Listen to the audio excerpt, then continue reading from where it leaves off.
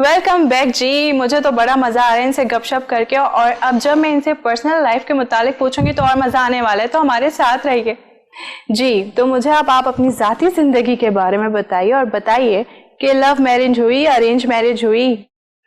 मेरी arrange marriage है, और एक ही मैरिज है, अरेंज है वो। और एक ही है और अरेंज? हाँ, पेरेंट्स की पसंद से की है, क्योंकि हम शुरू से ही फर्माबरदार बच्चे रहे। तो माशाल्लाह। जो हमारे पेरेंट्स ने पसंद किया, ऑब्वियसली हमारी भी फिर उसमें राय शामिल हो जाती है कि हमें भी पसंद है, जो भी इसी तरह। लेकिन अब ऑब्वियसली अरेंज मैरिज के कोई डीमेरिट्स नहीं है, बहुत अच्छी अंडरस्टैंडिंग है। उसके बाद बहुत ज़बरदस्त सफ़र गुजरा, बहुत सारी चीज़ें जानने को मिली। वो बड़ा अच्छा लम्हा होता है कि आप एक अननोन आदमी के साथ इतना बड़ा बॉन्ड कर रहे हैं, तो उसके बाद काफ़ी चीज़ें पता भी चलती हैं, और उसको मेरे बारे में और उसकी आपको उनके बारे में मालूम है। घर में हाथ बटाते हैं? कभी वाइफ का हाथ बटाया है? ज़रूरत पेश नहीं आई, क्योंकि काफ़ी नौकर हैं, तो वो वाइफ को भी तकलीफ इतनी नहीं होती। वो भी काफ़ी हेल्पफुल नौकर हैं जो उसकी हेल्प कर देते हैं। वो सिर्फ खाना शाना पकाना, वो तो उसमें मैं क्या हेल्प करता। अच्छा, आप बाहर का शौक से खाना खाते हैं या बीवी के हाथ का कोई स्पेशल डिश बनवाते हैं कि ये बनाओ?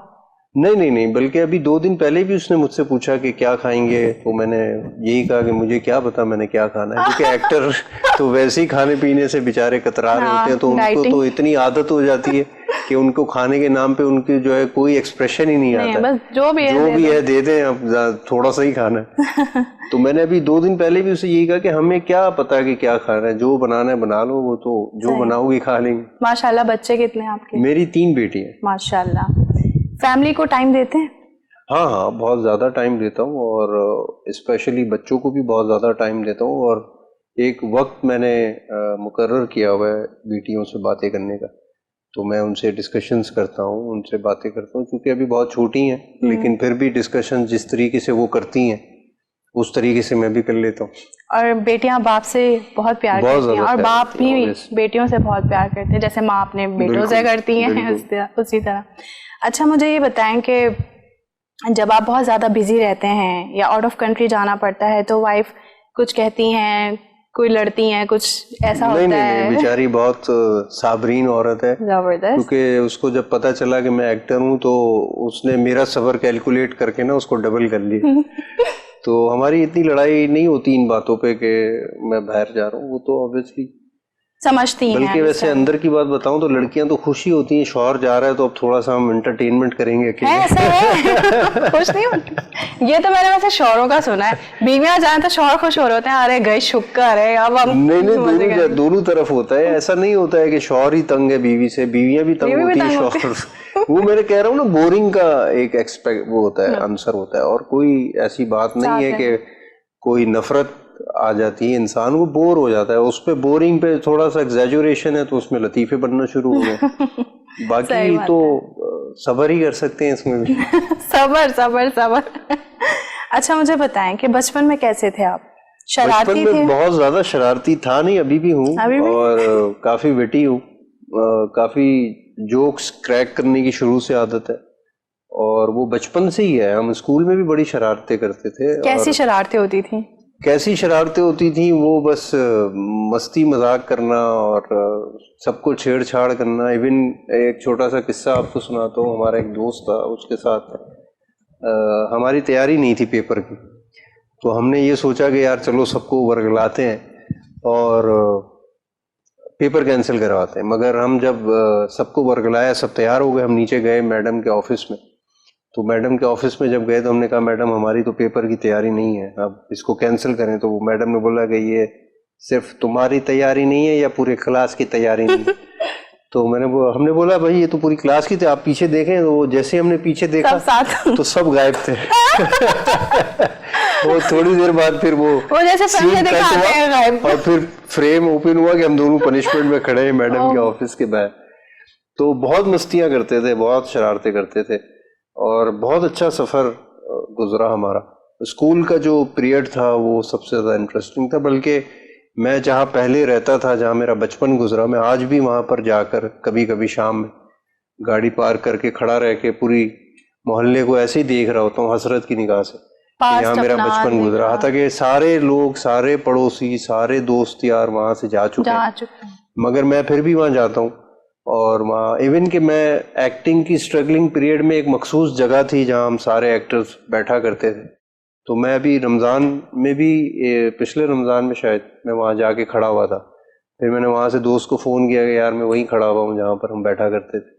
तो ये बड़ी यादें वाबस्ता होती हैं आपकी, ये यादें ऐसी हैं जो ये वक्त लौट कभी भी वापस नहीं कभी आती नहीं आएगा। और मोस्टली हम लोगों को अपना स्कूल जो लाइफ होती है, हमारी स्कूल लाइफ, वो बहुत हम मिस करते हैं, बहुत ज़्यादा मिस करते हैं। हमने तो जो वक्त स्कूल में गुजारा है, लेकिन हम फेल नहीं होते थे, हम बड़े स्मार्टली प्ले करते थे, हम पूरे साल शरारतें करते थे, लेकिन आखिर में हम पढ़ते थे। कभी हमारे अब्बा अम्मा ने जो है वो फेल होने पर हमें नहीं मारा, शरारत पे जरूर मारा है, मगर ये नहीं मारा कि तुम फेल होकर आए हो। और हम फेल नहीं हुए कभी, हमेशा बी ग्रेड हमारा आ जाता था। हाँ, वो किस तरह लाते थे वो हमारा काम। चीटिंग करते थे? नहीं, चीटिंग नहीं, सच बताएं। नहीं, मैं कभी चीटिंग की नहीं, क्योंकि हमें मौका ही नहीं मिलता था। हमारे स्कूल ऐसे थे कि उनके सेंटर्स भी ऐसी सख्त जगह पर पड़ते थे कि वहाँ तो मौका, और हमारे कॉन्सेप्ट्स भी नहीं थे। देखिए, शरारत करना कोई ऐसा नहीं है कि इंसान बहुत नाकिसुल अकल होता है वही शरारत करता है। वो बड़े इंटेलिजेंट लोग होते हैं जो शरारती होते हैं, तो उनका दिमाग ऐसा नहीं होता कि बंद होता है, दिमाग चल रहा होता है। हाँ, ये जरूर है कि पढ़ाई में इंसान थोड़ा सा कम ध्यान लगा रहा होता है, वो ध्यान होता है कि आप कॉन्सेंट्रेट नहीं कर रहे, मगर आपके पास है वो सारे टूल्स हैं, आपके इंग्रेडिएंट्स पूरे हैं फर्स्ट आने वाले या पढ़ने वाले, लेकिन अगर आप यूज करें कॉन्सेंट्रेट आप नहीं कर रहे। जब हम कॉन्सेंट्रेट करते थे वो आखिर के दिन थे, तो आखिर के दिनों में जो है हम कंसंट्रेट करके अच्छे नंबर लाके, मुनासिब नंबर लाके पास हो जाते थे, फेल नहीं होते थे। B grade is a good grade. हाँ, अब हर कोई तो A1 A ग्रेड नहीं आएगा। तो हम दोस्त भी आपस में यही बात किया करते थे स्कूल लाइफ में कि यार हम अपने पेरेंट्स को कभी शिकायत का मौका नहीं मिलता। हमारी मैडम कभी, हमारी टीचर्स कभी पेरेंट्स को बुला के ये मुझे याद नहीं पड़ता कि कहा होगा ये पढ़ता नहीं है, ये जरूर कहा होगा कि ये शरारत कर रहा है या ये बहुत ज्यादा वो है, लेकिन ऐसा नहीं है कि ये फेल हो गया है या टेस्ट में पास नहीं हुआ या इस तरह की शिकायतें नहीं आती। सही, माशाल्लाह। आपने कहाँ तक पढ़ा है? मैंने MA किया है, अब उसको MA भी बोलते हैं, MSc भी बोलते हैं, क्रिमिनोलॉजी में, कराची यूनिवर्सिटी से। Criminology is the scientific study of crimes and criminals, तो इसलिए मैंने। जबरदस्त। अच्छा, तो कभी आपने सोचा कि कोई जॉब कर ली जाए, कोई कुछ इस तरह? कभी नहीं सोचा? नहीं, कभी नहीं सोचा, कभी मौका ही नहीं मिला जॉब करने का। शुरू से ही जो इंटरेस्ट ही यहाँ था, इंटरेस्ट एक्टिंग में भी था, और एक्टिंग के साथ मैं बिजनेस भी करता रहा हूँ, पेपर का बिजनेस था, तो वो बिजनेस करते करते हम एक्टिंग भी करते थे। और वो ऐसा नहीं था कि हम जॉब का कभी सोचा ही नहीं, क्योंकि जॉब का कभी मौका ही नहीं मिला। मतलब ऐसी कोई सिचुएशन ही नहीं है कि जॉब करना, क्योंकि आप शुरू से ही बिजनेस माइंडेड थे, बिजनेस कर रहे थे। अच्छा, माशाल्लाह। अब मुझे ये बताएं कि प्रोडक्शन आप कर रहे हैं, तो इसमें क्या मुश्किलात हैं, क्या करना चाहिए नहीं करना चाहिए, ये बताएं। देखिए, करना नहीं चाहिए ये तो मैं कभी भी किसी काम के बारे में नहीं बोलता, ना बोलूंगा कभी कि ये नहीं करना चाहिए। मैं तो कुछ दिन पहले भी मुझे एक नए प्रोड्यूसर मिले, तो मैंने उनको भी ये कहा कि आपको सब डराएंगे कि प्रोड्यूसर नहीं बने या प्रोडक्शन में नहीं आए, इसके ये मसाइल हैं, लेकिन आपने उनकी बातों पे ध्यान नहीं देना। देखिए, मना नहीं करना चाहिए कभी भी किसी चीज़ का। क्यों मना करे आदमी? इंसान को अल्लाह ताला ने अशरफुल मखलूक़ात इसीलिए तो बनाया कि आपके अंदर वो सारे इंग्रेडिएंट्स डालें कि आप हर काम कर सकते। बाकी उसमें मुश्किलात क्या आती हैं, बिल्कुल आती, वो तो एक अंबार है मुश्किलात का।